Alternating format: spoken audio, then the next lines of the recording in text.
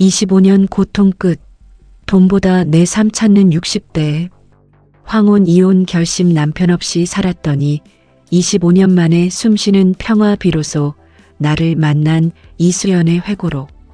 숨쉬는 것조차 버거우신 분 계십니까? 매일 아침 눈을 뜨는 것이 고통이었고 하루하루가 그저 참고 버티는 일상. 내일은 오지 않을 것만 같던 그 막막한 날들. 당신도 혹시 기억하시나요? 저는 이수연입니다. 꽃다운 나이에 시작된 25년이라는 긴 시간 동안 저는 마주해야 할 가장 가까운 사람과 마음 깊이 마주보지 못한 채 같은 공간을 맴도는 평행선 부부의 그림자로 살았습니다.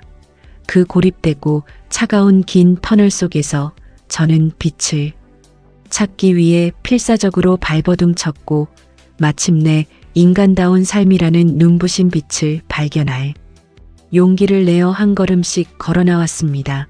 그리고 지금 이 순간 너무나도 명확하게 깨달았습니다. 남편 김영철 씨가 원룸으로 홀로 나가고 남은 그 텅 빈 자리가 저를 짓누르던 지옥의 잔해가 아니라 제 마음속에 자유와 행복이라는 천국의 씨앗을 움트게 할 비옥한 토양이었음을 25년 만에 저는 진정한 저를 만나는 벅찬 감격과 눈물겨운 해방감을 온몸으로 느끼고 있습니다. 지금부터 그 긴 세월 동안 제가 홀로 견뎌야 했던 고립과 절규, 짓밟힌 자존감과 쉴 새 없이 흘려야 했던 눈물, 그리고 마침내 환희처럼 찾아낸 자유와 행복에 대한 모든 것을 한치의 망설임 없이 더욱 솔직하고 깊이 있게 들려드리겠습니다. 저는 이 적나라한 고백을 통해 아직도 고통의 터널 속에 홀로 머물고 있을 당신에게 용기의 산소통 하나를 간절히 건네고 싶습니다. 당신의 다음 한 걸음을 뜨겁게 응원합니다. 처음부터 제 결혼 생활이 이렇게 숨막히는 지옥 같을 거라고는 단 1초도 상상조차 못 했습니다. 저 또한 여느 순진한 신부처럼 설렘과 부푼 기대로 김영철 씨와 백년가약을 맺었습니다.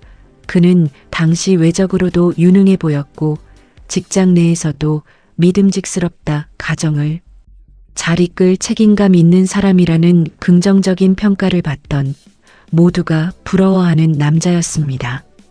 첫 만남에서 그는 강한 카리스마와 오직 저에게만 집중하는 듯한 매혹적인 시선으로 저를 단번에 사로잡았습니다.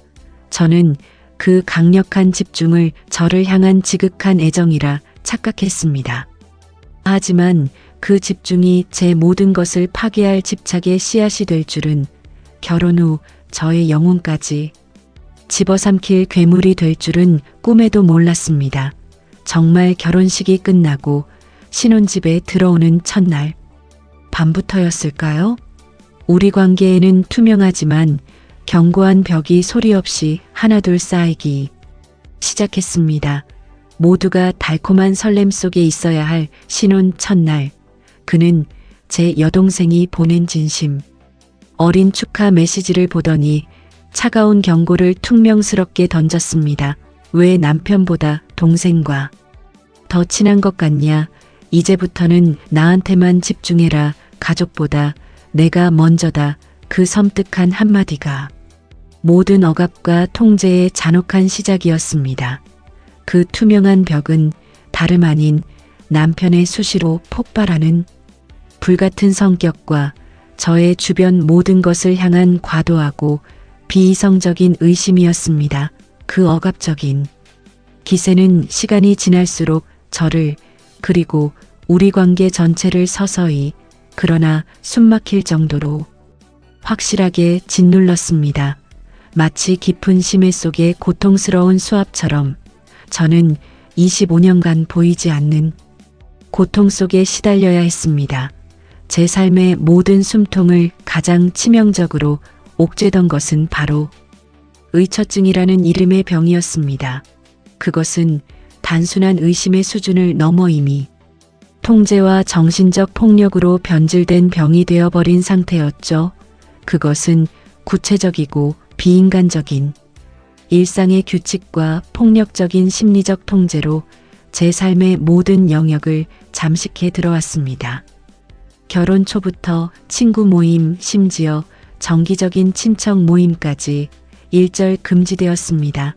제가 외출 이유를 조심스럽게 설명하며 물으면 남편의 대답은 늘 자기 합리화로 가득 찬 가관이었습니다. 내가 너를 의심하는 게 아니라 세상 남자들이 너의 순수함을 노린다. 너는 착하고 순진해서 몰라. 내가 실수하고 상처받기 전에 내가 막고 보호해줘야 해. 그는 스스로를 사랑과 보호라는 위선적인 언어로 교묘하게 포장하며 저를 세상으로부터 철저히 격리시킨 겁니다. 이 한마디에 제 모든 사회적 관계는 단칼에 단절되었습니다. 저는 25년간 김영철의 아내라는 역할 외에는 그 어떤 존재로도 인정받지 못했습니다. 심지어 제 전화기는 수시로 검사당하는 감시 도구가 되었습니다. 단 한 번은 대학 동기인 남자 동창이 결혼한다는 카카오톡 메시지를 보고 무심코 축하한다고 답장했습니다. 그는 그 채팅방에 들어가 몇 년 전 대화 내역까지 모두 훑어보았습니다. 왜 아직도 연락처에 남아있냐? 혹시 마음이 있는 거 아니냐? 나한테 뭔가를 숨기는 거 아니냐? 며 분노에 찬 목소리로 소리를 치는 바람에 저는 그 자리에서 당황과 공포를 느끼며 그 동기의 연락처를 영구히 차단해야만 했습니다. 저는 결국 그 친구의 결혼식에도 가지 못했고 그 친구는 제가 자신을 버렸다고 오해했을 겁니다. 저는 그저 남편의 분노로부터 저의 몸과 마음을 보호하기 위해 소중한 관계들을 하나하나 스스로 희생할 수밖에 없었습니다. 그의 통제는 저의 사생활뿐만 아니라 경제활동까지 철저히 옥죄었습니다. 남편은 제 명의의 통장까지 모두 자신이 관리해야 가정이 평화롭다고 주장하며 체크카드를 가져갔고 저는 매번 10,000원, 20,000원의 생활비를 마치 구걸하듯 달라고 사정해야 하는 비참한 신세가 되었습니다. 슈퍼에 장 보러 갈 때도 영수증을 꼭 챙겨와야 했고 단 한 푼의 오차도 없이 계산을 맞춰야 했습니다. 그의 잔소리는 사소한 것 하나까지 숨막히게 파고들었습니다. 왜 우유를 이마트에서 샀어? 저 마트가 100원 더 싸잖아. 당신이 가정, 경제를 파탄 내려고 작정했어? 가장 힘들었던 것은 외출 후 감시였습니다. 외출하고 돌아오면 그는 꼭 주유소 영수증이나 차량 주행거리를 집요하게 확인했습니다. 장을 보러 잠시 나갔다. 온 사이에 차량 계기판에 주행거리를 몰래 사진 찍어두었다가 돌아온 제게 이 거리는 마트까지의 거리가 아니다. 당신 어디 다른 곳에 들렀지? 누구를 만났지? 라며 마치 흉악범을 신문하듯 추궁했습니다. 이런 숨막히는 일들이 25년간 반복되면서 저는 외출 자체가 극심한 공포가 되었고 결국 모든 약속을 취소하고 친구들과의 연락을 끊는 자발적 감금의 길을 택했습니다. 친구들이 저를 따돌린 것이 아니라 제가 스스로를 남편의 보이지 않는 감옥 속에 가두는 것을 생존을 위해 선택한 셈이었습니다. 심지어 친정 가족의 경조사조차 마음 편히 갈 수 없었습니다. 친정 아버지 생신 때 저는 며칠 전부터 남편의 기분을 살피며 아버지 생신이에요. 점심만 같이 하고 바로 올게요. 3시간 안에 돌아올게요라고 간신히 허락을 받았습니다. 하지만 점심 식사 내내 그의 전화는 쉴 새 없이 집요하게 왔습니다. 뭐 하고 있어? 몇 시에 끝나? 왜 아직 안 와? 지금 당장 나와서 사진 찍어봐. 누구누구 있냐? 결국 아버지께서 내 남편 때문에 식사 분위기 망친다. 다음부턴 그냥 혼자 와라고 짜증 섞인 한마디를 내뱉으시며 저의 고통이 가족의 불편함과 짜증이 되는 비참한 상황에 이르렀습니다. 저는 그 자리를 도망치듯 빠져나와야 했습니다. 가장 견디기 힘들었던 건 명절이었습니다. 시댁에 가서도 저는 한순간도 마음을 놓을 수 없었습니다. 남편은 친척들 앞에서 저를 투명한 하녀처럼 대하며 인격적인 수치심을 주었습니다. 시어머니께서 수연이가 고생이 많다라고 칭찬 한마디라도 하시면 그는 모두가 들으라는 듯 조롱 섞인 목소리로 뭘 고생입니까? 제가 돈 벌어다 먹여 살리는데 집에서 편하게 살면서 저 정도는 당연히 해야죠. 오히려 제가 고맙죠라고 말해 저를 극도로 수치스럽게 했습니다. 저는 명절 내내 친척들이 저를 동정하는 눈빛으로 바라보는 것을 알면서도 애써 밝게 웃으며 완벽한 아내 연기를 해야 했습니다. 남편이 조금이라도 저를 향한 의심을 품을까 두려워 다른 가족들과 깊은 대화조차 하지 못하고 고개를 숙인 채 하루하루를 버텨야 했습니다. 그렇게 저는 25년 동안 제 곁에 오직 나만 남은 고립된 섬이 되어버렸습니다. 그럼에도 불구하고 하루하루를 눈물로 참으며 버틴 유일한 이유는 사랑하는 아이들 뿐이었습니다. 아들, 딸의 얼굴을 보면서 엄마니까, 엄마가 무너지면 이 가정은 끝이다라는 무거운 책임감으로 끊임없이 스스로를 다독였습니다. 그 아이들이 바로 제가 25년간 살아있게 만든 존재들이었습니다. 아이들이 학교에서 좋은 성적을 받아오면 남편은 그게 뭐 대수냐 당연한 거지 내가 누군데라며 무시했지만 저는 그 작은 종이 한 장을 들고 침대에 누워 오랫동안 들여다보며 숨 쉴 힘을 얻었습니다. 그 작은 성취와 아이들의 존재 자체가 저의 삶의 유일한 의미였죠. 아이들의 천진난만한 웃음소리와 잠든 후의 고요한 숨소리가 마치 바닥을 힘겹게 헤엄치는 저에게 주어지는 마지막 생명의 산소통과 같았습니다. 특히 딸이 중학교 때 울면서 제게 엄마, 나 엄마처럼 강한 사람 될 거야. 우리 집에서 제일 강한 사람은 엄마야라고 말했을 때 저는 가슴이 갈기갈기 찢어지는 듯한 고통을 느꼈습니다. 강한 게 아니라 나는 너희 때문에 참고 있을 뿐이란다. 엄마는 너희 때문에 숨만 쉬고 있는 거란다. 그 뼈아픈 진실을 말하고 싶었지만 입 밖으로 낼 수 없었어요. 아이들에게 이 무거운 짐을 지우고 싶지 않았습니다. 아이들이 주는 작은 기쁨과 안정감 덕분에 저는 25년이라는 긴 정신적 감옥살이를 버텨낼 수 있었습니다. 이 아이들이 성인이 될 때까지만 버티자. 그것이 제 삶을 지탱하는 유일한 목표이자 족쇄였습니다. 저는 25년을 참고 또 참았습니다. 제 마음은 엄마의 책임감이라는 거대한 족쇄로 단단히 묶여 있었지만 제 몸은 더 이상 그 거짓된 평화를 유지하지 않더군요.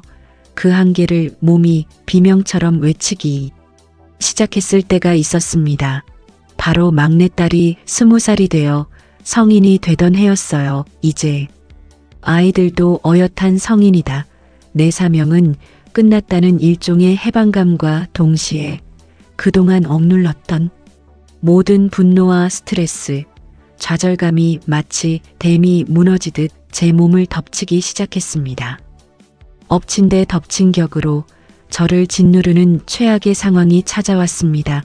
바로 남편이 정년퇴직을 하고 집으로 돌아온 것이었습니다. 이는 단순한 삼식이를 넘어선 가정감금 24시의 시작이었습니다. 그는 아침에 눈을 뜨는 순간부터 저녁에 잠들 때까지 소파에 누워 TV만 보며 저를 24시간 감시했습니다.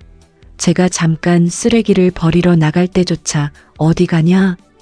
왜 이렇게 늦게 오냐? 뭘 들고 나가냐? 고 매번 집요하게 물었죠. 그의 퇴직은 제게 남아 있던 작은 숨쉴 공간마저 완전히 빼앗아 갔습니다. 25년 동안 참고 견뎌온 집안의 긴장감이 이제는 24시간 내내 제 목을 조르는 차가운 밧줄처럼 느껴지기 시작했습니다. 이 고통의 압박은 공황장애라는 형태로 저의 몸을 통해 폭발하기 시작했습니다. 친구도 기댈 만한 친정, 가족도 심지어 가장 가까워야 할 남편의 따뜻한 위로도 없이 저는 홀로 차가운 폐경을 맞이해야 했습니다. 그 후유증은 제가 예상했던 것보다 훨씬 더 혹독하고 광범위했습니다.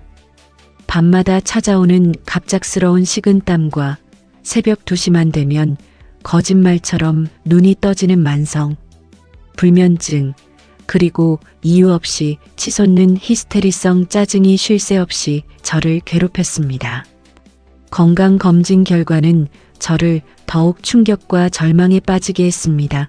심한 골다공증과 중등도, 우울증 판정 의사 선생님은 제 검사 수치 그래프를 보시며 엄중하고 단호한 어조로 말씀하셨습니다. 환자분, 스트레스성 호르몬 수치인 코르티솔이 너무 높아 이미 위험 수위를 넘어섰습니다.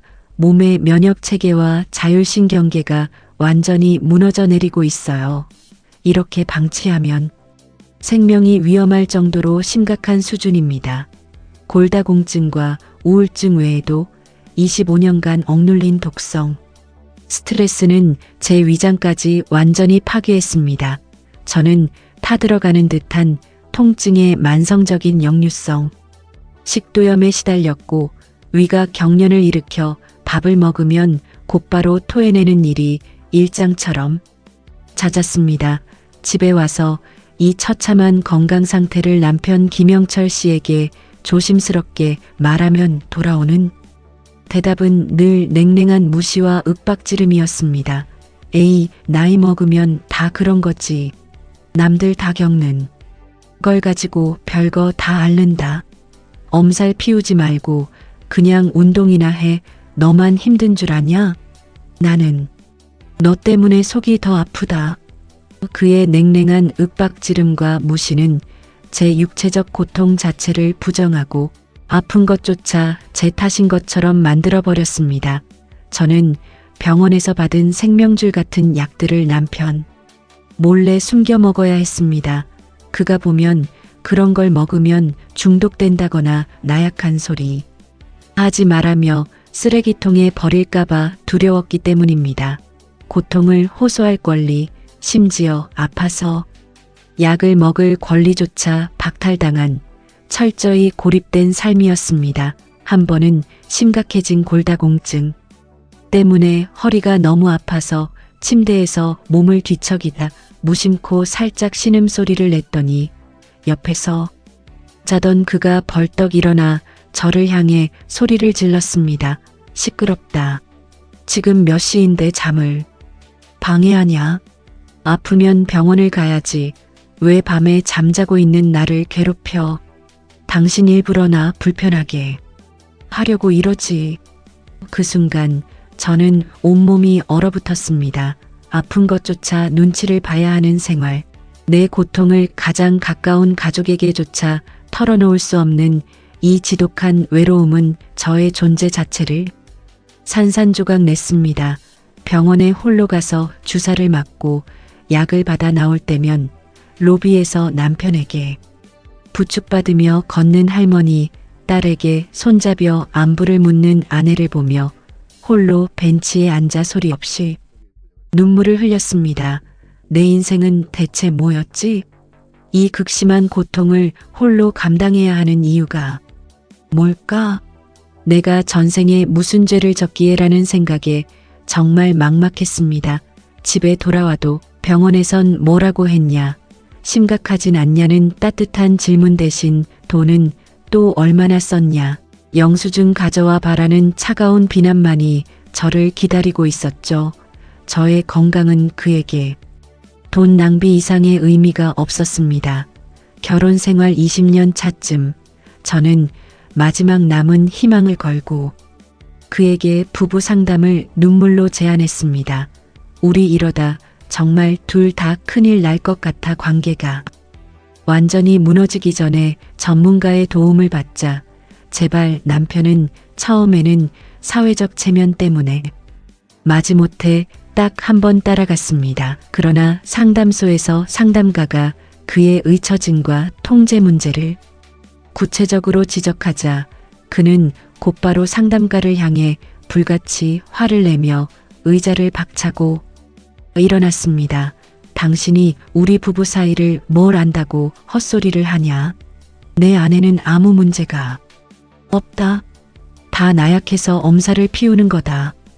그리고는 제게는 다 내가 쓸데없는 소리를 했기 때문이다. 너 때문에 내 체면이 뭐가 됐냐? 당장 나가. 라며 분노를 쏟아냈습니다. 그날 이후 저는 냉혹한 진실을 깨달았습니다. 외부의 도움은 영원히 기대할 수 없으며 저는 오직 저의 힘으로 이 25년짜리 감옥을 부수고 나가야 한다는 것을요. 모든 외부적인 희망이 끊어진 순간이었습니다. 모든 것을 끝내야 할 결정적인 순간은 어느 날 밤 지극히 평범한 일상 속에서 찾아왔습니다.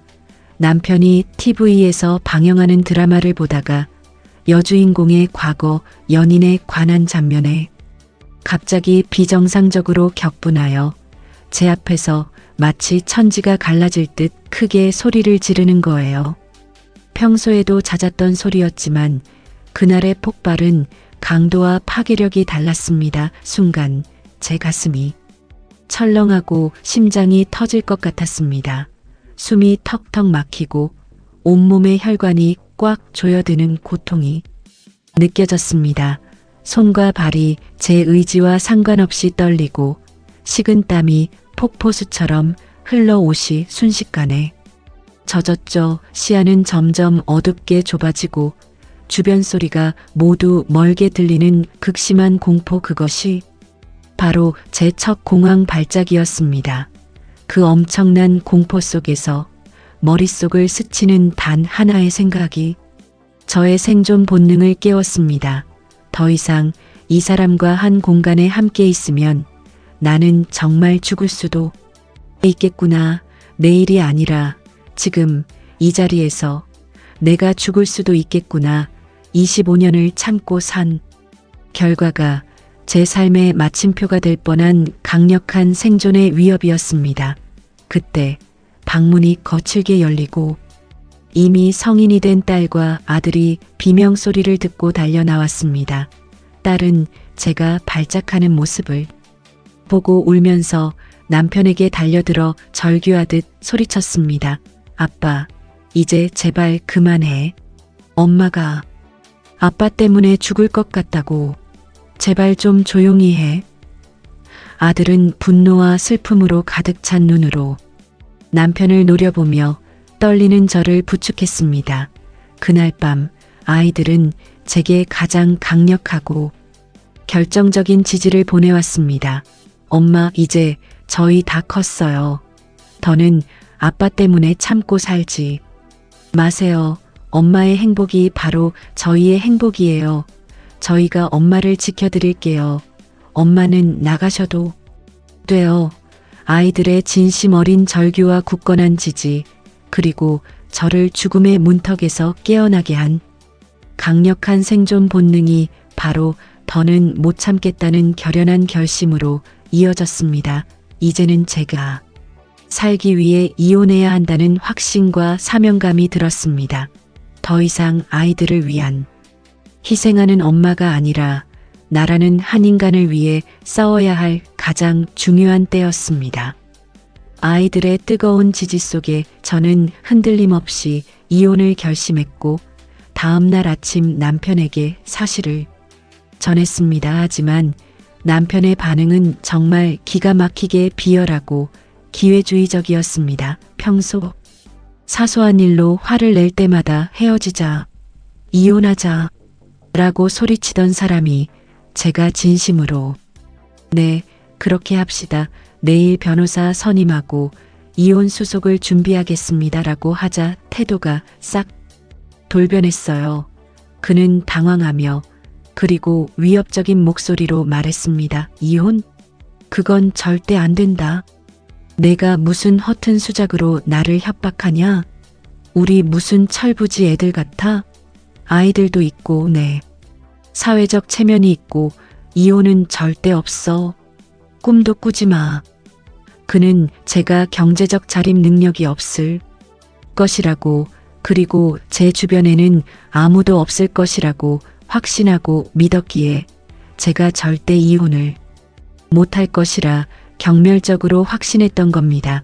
저는 더 이상 그의 얼굴을 보는 것만으로도 가슴이 조여와 공황 발작이 다시 올 것 같아 단 1초도 견딜 수가 없었습니다. 그래서 저는 단호하게 그러나 평온하게 마지막 말을 던졌습니다. 당신과 나는 이제 같이 살 수 없어. 당신이 나가든 내가 나가든 우리는 이 집에서 같이 살면 안 된다. 나는 당신 얼굴을 보고 살 수가 없어. 당신이 이혼을 원치 않는다면 일단 이 집을 비우고 별거부터 시작하는 거야. 제가 평생 처음으로 주도권을 잡고 이별을 선언하자 남편은 잠시 분노와 당황에 찬 눈빛으로 저를 쳐다보았지만 이내 모든 힘을 빼는 듯 알겠어. 마음대로 해 나중에 후회하지 말아라는 마지막 조롱 섞인 한마디만 던지고 다음 날 작은 여행 가방을 싸들고 원룸으로 나가버렸습니다. 25년 결혼 생활의 끝은 참 너무나 무심하고 허탈하며 아무런 감정의 파도도 없이 끝이 났습니다. 그의 마지막 말은 제게 아무런 상처도 위협도 주지 못했습니다. 저는 이미 지옥을 벗어났기 때문입니다. 남편이 나가고 저와 자녀들만 남은 그 집에는 마법 같은 기적적인 변화가 찾아왔습니다. 마치 평생을 짓눌러왔던 무거운 철갑옷을 벗어던진 것 같았어요. 현관문을 열고 들어가는 순간 집안에 맴돌던 그 끈적한 긴장감, 언제 터질지 모르는 시한폭탄 같은 압박적인 공기가 온데간데 없이 싹 사라졌습니다. 제 삶에서 가장 큰 선물은 바로 고요함이었어요. 남편의 쉴 새 없는 불평소리, TV 볼륨을 최대로 키우는 소리, 불안하게 발을 구르는 소리 없이 그저 저의 고른 숨소리와 시계 초침 소리만이 들리는 완벽한 평화. 그것은 소리가 없는 차가운 정막이 아니라 제 영혼이 쉼표를 찍고 에너지를 충전할 수 있는 진정한 고요함이었습니다. 남편이 나가고 저는 25년 만에 제 방에서 편안하게 두려움 없이 아무런 악몽 없이 곤히 잠들 수 있었습니다. 아침에 눈을 뜨니 25년 만에 처음으로 정말 잘 잤다는 해방감 섞인 생각이 들었어요. 25년 만에 편안한 잠 그 한마디에 제 인생의 모든 변화와 고통이 완벽하게 설명이 되는 것 같았습니다. 이제 이 집은 저를 억압하던 차가운 감옥이 아니라 저를 치유하고 보듬는 안식처가 되었습니다. 제 폐 깊숙이 들어오는 공기 자체가 달라진 기분이었습니다. 남편은 현재 매달 생활비 150만 원을 꼬박꼬박 보내옵니다. 그는 내가 이 정도면 아내를 잘 챙겨주고 있지 않나? 우리는 아직 법적인 가족이야 라고 스스로를 기만하며 위안하고 있을 겁니다. 하지만 그 돈과는 상관없이 제 마음은 이미 완전히 다른 세계, 이수연의 자유로운 세계에 와 있습니다. 이 돈은 더 이상 저의 생명줄이 아닙니다. 저는 지금 제 시간의 절대적인 주인입니다. 제가 가장 큰 변화를 느끼는 건 아침에 눈을 뜬 직후입니다. 아침에 눈을 뜨면 오늘은 나는 무엇을 하면 행복할까? 오늘은 무엇을 배울까? 부터 생각해요. 25년 동안은 오늘은 무슨 일로 화낼까? 어떻게 말을 잘못해서 그의 폭발을 막을까? 부터 생각하던 인생이었는데 이제는 제가 제 마음속에 나라는 사람을 다시 채워넣고 있습니다. 예를 들어 저는 항상 물감과 캔버스를 사고 싶었어요. 그런데 그가 살 때는 그런 쓸데없는 거에 돈을 쓰냐 사치 부린다며 강하게 반대했죠. 별거 후 저는 서점에 가서 제가 고르고 싶던 철학책, 여행 에세이를 마음껏 골라 사왔습니다. 그리고 가장 비싸고 좋은 유화 물감 세트와 커다란 캔버스를 사들고 와서 거실 한켠을 저만의 아틀리에로 만들었어요. 지금은 유튜브로 기초 드로잉을 배우며 하루에 1시간씩 명상하듯 그림을 그립니다. 제 손으로 무언가를 창조하는 그 순간 저는 엄마도 아내도 아닌 이수연 그 자체가 됩니다. 이 기쁨은 돈으로 살 수 없는 것입니다. 저는 용기를 내어 동네 복지관의 컴퓨터 기초반에 등록했습니다. 25년 동안 저는 스마트폰과 간단한 인터넷 검색조차 남편의 날카로운 눈치를 봐야 했고 제 명의로 된 이메일 주소조차 없었습니다. 처음에는 마우스 사용법부터 낯설고 손이 떨렸지만 이제는 제 블로그를 만들고 제가 그린 그림을 올립니다. 한 친구는 제가 올린 그림을 보고 정말 멋지다. 너 재능 있었구나. 라고 댓글을 달아주었습니다. 60세의 배우는 이 지적 도전이 제게는 다시 태어난 아이가 된 것 같은 짜릿한 설렘을 줍니다. 저는 이제 제 재산 목록과 연금 조회도 스스로 할 수 있는 능동적인 인간이 되었습니다. 오래전 남편의 의처증 때문에 저를 떠났던 친구들에게 용기를 내어 연락을 해봤어요. 미안해. 내가 너희에게 아무 말 없이 사라져서 그런다고 친구가 아니었지. 이제라도 염치 없지만 돌아와도 될까? 하고 말이에요. 그런데 그 친구들이 오히려 눈물을 글썽이며 말했어요. 수연아, 너 왜 그랬냐? 우리는 내가 우리를 버린 줄 알았다. 한 번은 내가 길에서 우리를 보는데도 모른 척하고 지나갔잖아. 얼마나 힘들었니? 그제서야 알았습니다. 남편이라는 거대한 벽 때문에 제가 스스로를 감옥에 가두고 소중한 친구들에게서 스스로를 숨겼다는 것을요. 그것이 바로 저의 25년간의 고립의 진실이었습니다. 하지만 지금은 다릅니다. 친구들과 웃고 떠들며 점심도 먹고 가볍게 당일치기 국내 여행도 다니고 밤늦게 전화로 시시콜콜한 수다도 떨어요. 그렇게 25년 만에 재회한 친구들과의 모임에서 한 친구가 저를 보더니 이렇게 말했습니다. 수연아, 너 왜 이렇게 밝아졌어? 얼굴에 광채가 나고 눈이 빛나. 우리 그때 너 진짜 걱정 많이 했어. 그 말을 들은 순간 저는 제가 영혼까지 변했다는 것을 실감했습니다.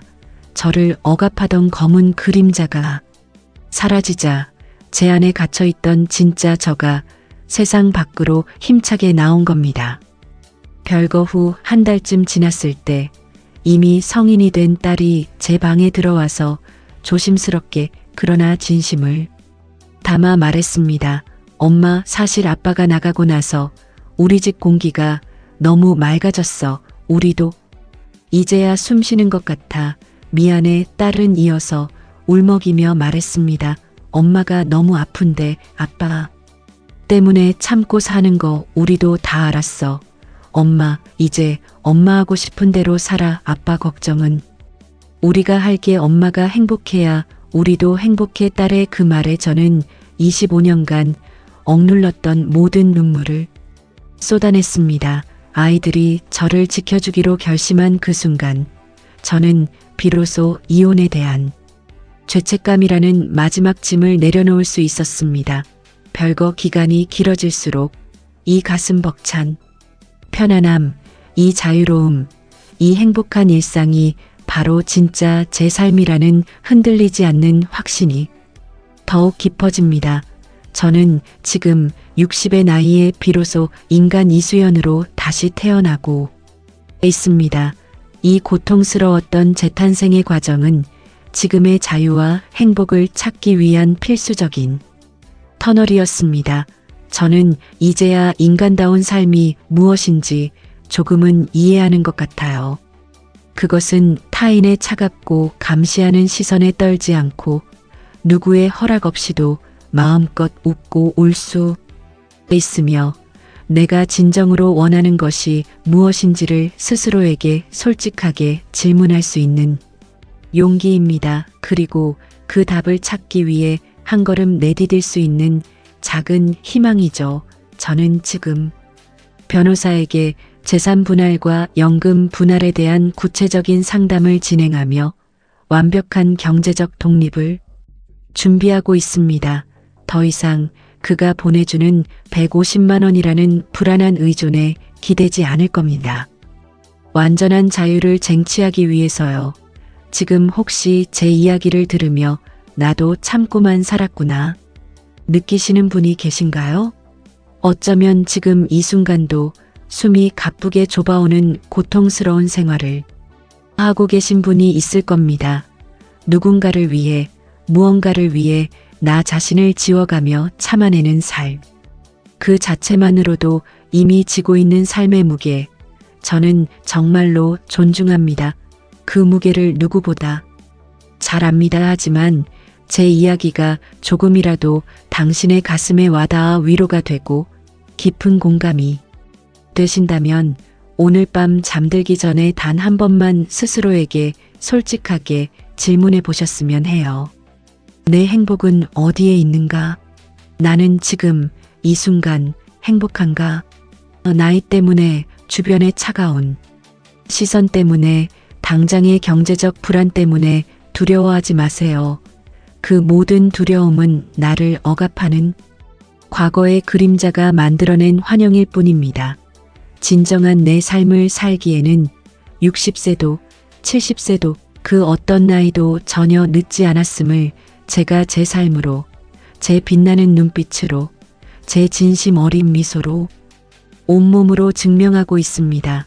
당신의 용기 있는 다음 한 걸음, 그 작은 더는 못 참겠다는 해방의 외침을 저는 진심으로 뜨겁게 응원합니다. 당신도 분명 당신 자신이라는 천국을 만날 수 있습니다. 이 세상에는 당신을 기다리는 고요함과 평화, 그리고 진정한 당신의 삶이 반드시 존재합니다. 당신의 다음 장을 응원합니다. 시청해주신 여러분, 제 긴 이야기를 끝까지 들어주셔서 정말 감사합니다. 제 이야기가 조금이라도 여러분의 마음에 따뜻한 위로가 되었으면 혹은 용기에 불꽃 하나를 지펴냈으면 하는 간절한 바람입니다. 여러분의 소중한 경험이나 생각이 있다면 댓글로 나눠주세요. 서로의 이야기가 위로와 힘이 될 수 있다고 믿습니다. 혼자가 아닙니다. 구독과 좋아요는 저에게 가장 큰 응원과 힘이 됩니다. 더 많은 분들께 이 희망의 메시지가 전해질 수 있도록요. 다음 영상에서 또 만나요. 여러분의 오늘 하루가 더 자유로워지 진심으로 바랍니다. 오늘도 행복하세요. 감사합니다.